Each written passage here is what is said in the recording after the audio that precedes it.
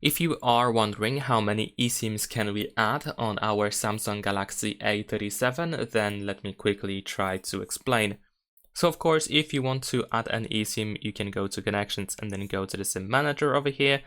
But if you are wondering how many of them you can actually download, then the answer is, at least in theory, up to 20 eSIM profiles. So I can keep adding eSIMs until I reach 20, but that is only a theory, simply because the realistic maximum number of eSIMs that you can get on your phone depends on eSIM profiles that you get, because we have chip memory capacity for eSIM, and it is of course limited, and each eSIM profiles has to take a specific amount of that memory, so that of course your phone can keep the information about your eSIM. Unfortunately, there is no information about eSIM profiles and how much space they take.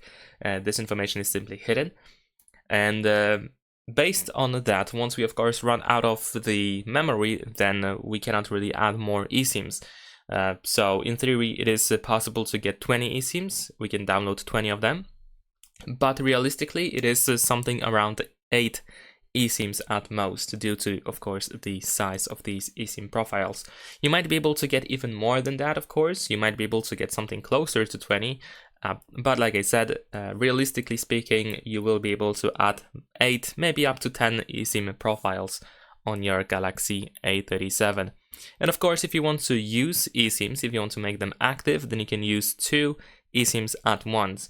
Of course, that is if you don't use any physical SIM cards, because you have 2 SIM slots, 2 SIM options, and then you can decide if you want to use a physical SIM or eSIM for each slot.